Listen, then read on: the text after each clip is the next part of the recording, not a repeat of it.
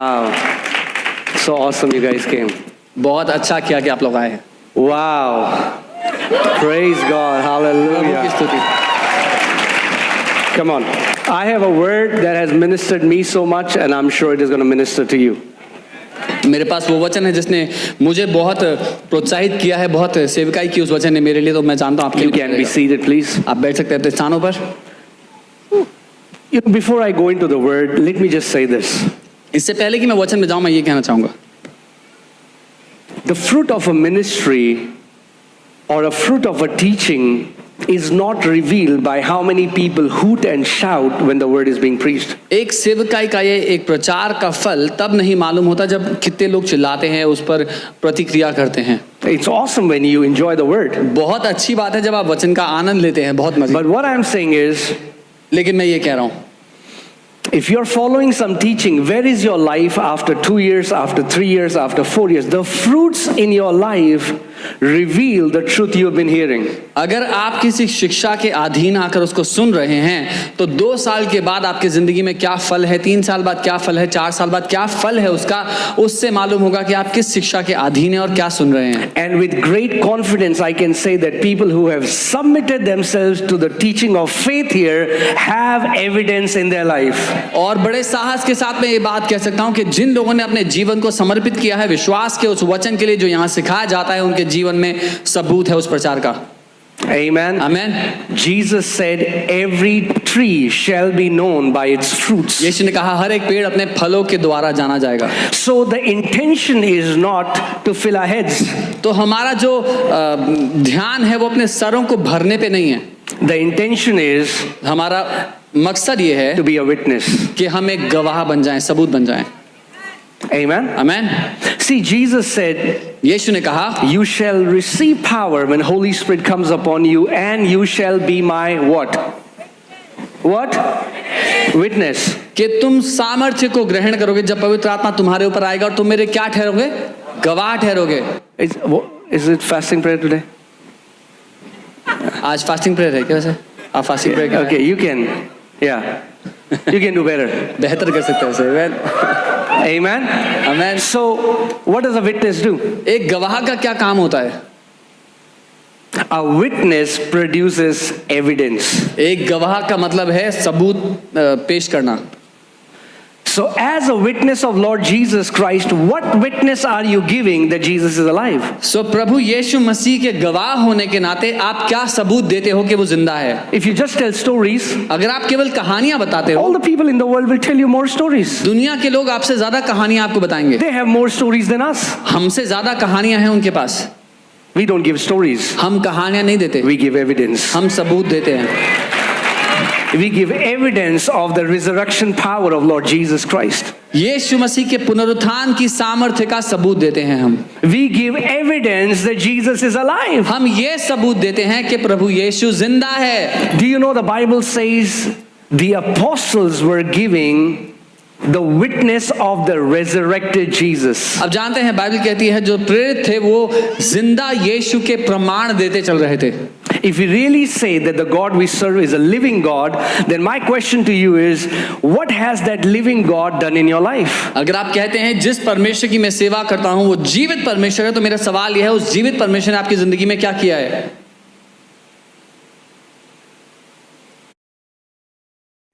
एक, you know, if just for to prove a point, I'm saying this. एक बात साबित करने के लिए मैं कह रहा हूं, If Christians were being arrested अगर मसीहों को बंदी बना कैद में डाला जा रहा होता जेल में for being Christians, मसीह होने के लिए, many Christians won't be able to give enough evidence that they are Christians अधिकतर मसीह लोग तो ये सबूत ही पेश नहीं कर पाएंगे कि वो मसीह हैं apart from their name.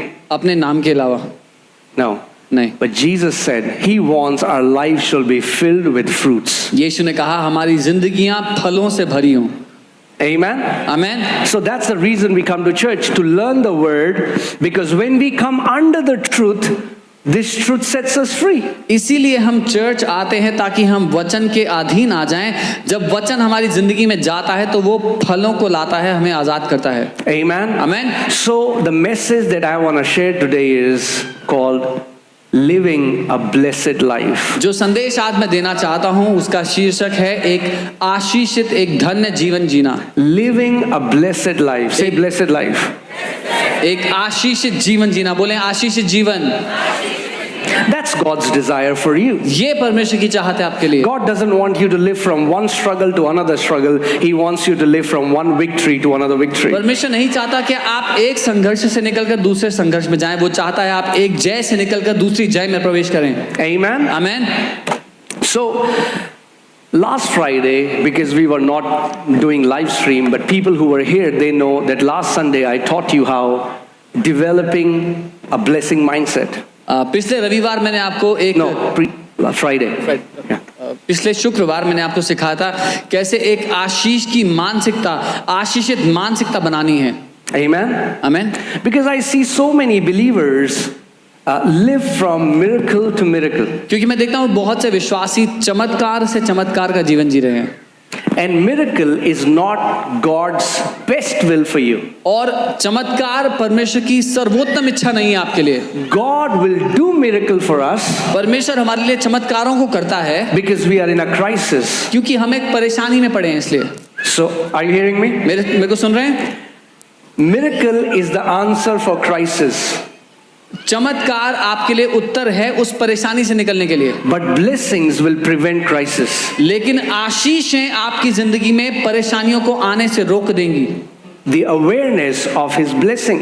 तो परमेश्वर ये चाहता है कि आप उसकी आशीष के ध्यान को रख कर जिए, कि आप उसकी आशीष के अधीन हैं। Okay, let's see this scripture. ये वचन देखते हैं। Say this after me. I believe the word. I receive the word. And the word produces bountiful fruit in my life. बोले मैं वचन पर भरोसा करता हूं, मैं वचन को ग्रहण करता हूं और वचन बहुतायत से फल लाता है मेरे जीवन में। Amen. Amen. Joshua 5:12. Let's see the scripture. यहोशू 5 उसका 12 देखते हैं। Joshua 5:12. यहोशू 5 उसका 12। It says, then the manna ceased on the day after they had eaten the produce of the land. और यहाँ लिखा है और जिस दिन उस देश की उपज में से खाने लगे वे लोग, उसी दिन मन्ना गिरना बंद हो गया। And the children of Israel no longer had manna. और इजरायलियों को फिर दोबारा कभी मन्ना ना मिला खाने के लिए। What do you want to eat? Manna? आप मन्ना खाना चाहेंगे? Okay. Awesome. God doesn't want you to live in manna. परमेश्वर नहीं चाहता कि आप मन्ना खाकर जिएं। Come on, turn to your neighbor, say you need this word. अपने पड़ोसी को कहें आपको ये वचन चाहिए। Everyone who said yes, you need this word. हर किसी जिसने हाँ कहा आपको ये वचन चाहिए। See, when God brought Israelites out of Egypt, जब परमेश्वर इजरायलियों को मिस्र से बाहर लाया, they were in wilderness for 40 years. वो 40 साल जंगल में थे। And for 40 years, 40 साल तक God gave them manna. परमेश्वर ने उनको मन्ना दिया खाने को। But what was the condition? पर किस हालात में थे वो लोग? Today's manna आज जो मन्ना होता था could not feed them tomorrow. उससे वो कल पेट नहीं भर सकते थे। So if they will try to store the manna, अगर वो कोशिश करते कि थोड़ा मन्ना बचा लेते हैं next day it will rot. अगले दिन वो सड़ा हुआ मिलता। What does that tell you? ये क्या बताता है? Today's miracle आज का चमत्कार cannot sustain you tomorrow. आपके कल को सुरक्षित नहीं कर सकता। It is given for the crisis. वो उस परेशानी के समय के लिए दिया गया है। Okay? ठीक है? You had no rent to pay. किसी के पास रेंट नहीं था देने You के लिए। prayed, you prayed, आपने you prayed. प्रार्थना की। God answered that by a manna, by a miracle. प्रभु ने मन्ना के द्वारा उसको उत्तर दिया, चमत्कार के द्वारा। Somebody came, कोई आया, gave you an envelope. आपको एक एनवेलप दिया। It has the exact amount of rent that you need. उसमें ठीक रेंट का ही अमाउंट था जो आपको चाहिए था। Praise God for प्रभु की that. स्तुति है उसके It's लिए। an awesome testimony. बहुत अच्छी गवाही है। But that's not God's best will for you. लेकिन ये परमेश्वर का सर्वोत्तम नहीं है आपके लिए। If you understand that you are under a blessing, you will never come under that crisis that you don't have money to pay your rent. अगर आप ये जान गए कि आप आशीष के नीचे आ चुके हैं, तो आप कभी फिर उस परेशानी में पड़ेंगे ही नहीं कि आपके पास पैसा नहीं है किराया भरने के लिए। Also understand this, miracle is only for you. साथ ही ये भी समझें, चमत्कार सिर्फ आपके लिए है। Amen. Amen. When Jesus multiplied the bread, जब यीशु ने रोटी को कई गुना बढ़ा दिया, how many times did they eat from that bread? कितनी बार खा पाए लोग उसमें से? Miracle is only for that time. Are you guys with me? चमत्कार सिर्फ उसी बार के लिए है, समझे? So you exactly got the amount तो आपको that you need. उतना ही अमाउंट मिला जितने की जरूरत थी, But blessing is completely different. लेकिन आशीष में जीना बिल्कुल अलग बात है। When you walk in the blessing of the Lord, जब आप प्रभु की आशीष में जीते हो, not only you will have enough to pay your rent, you will have so much more that you will start paying other people's rent.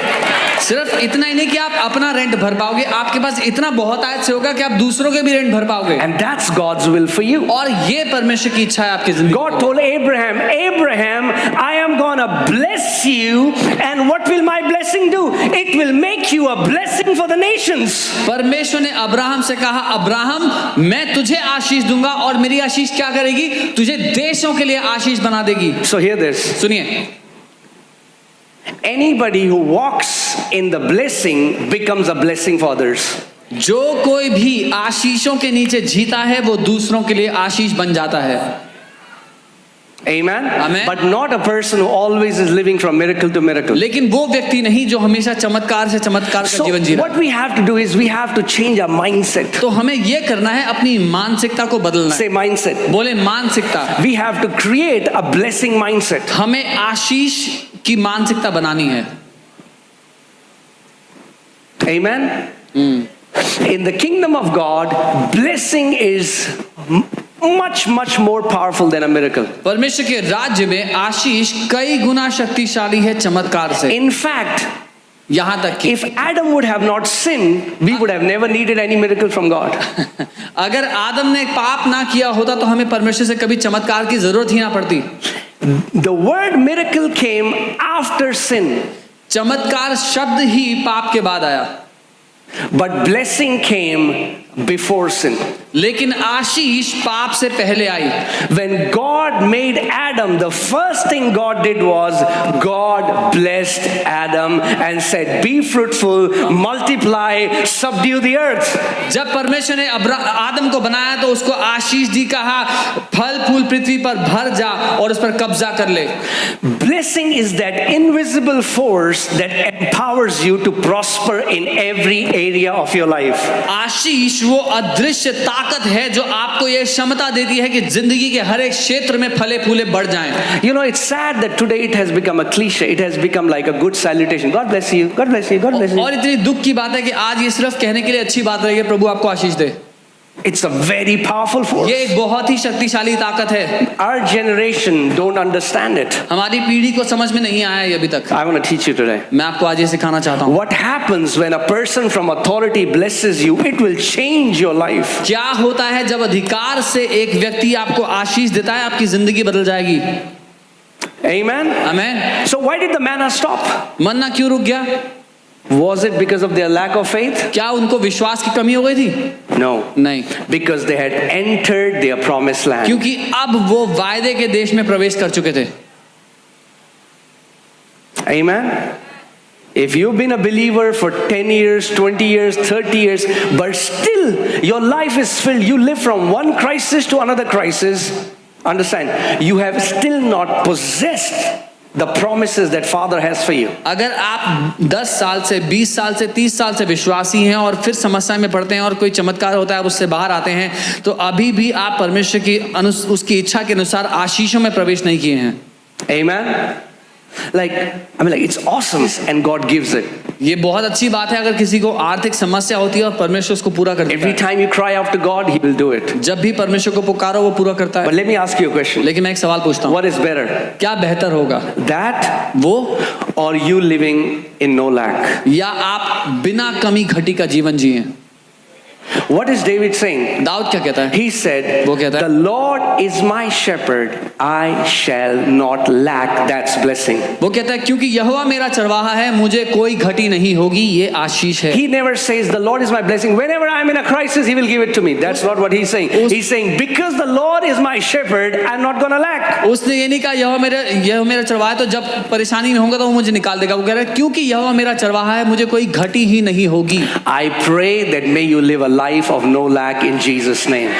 मैं प्रार्थना करता हूं कि आप बिना कमी घटी का जीवन जिए यीशु के नाम में। And I'm not saying this, I'm not preaching a nice, cute sermon.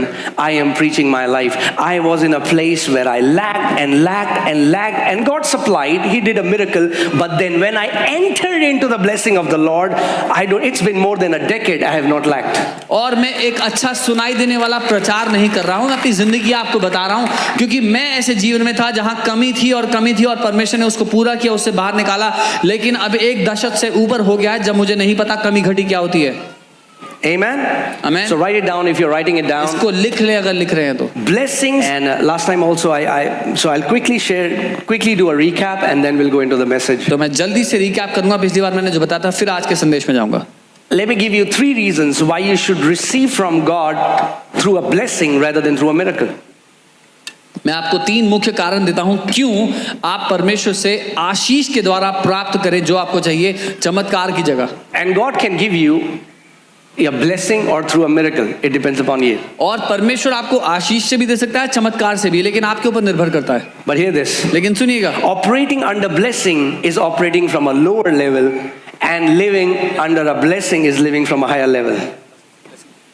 Living from a miracle is living from a lower level, and living from blessing is living from a higher level. चमत्कार में जीना एक निचले स्तर पर जीना है, आशीष में जीना एक ऊंचे स्तर पर जीना है। Amen. Amen. There are many believers, they have to graduate from miracles to blessings. कई विश्वासियों को चमत्कार से आशीष में ग्रेजुएट होना है अभी। Amen. Amen. May you graduate from miracle to blessing in Jesus' name. आप चमत्कार से आशीष में ग्रेजुएट हो यीशु के नाम में।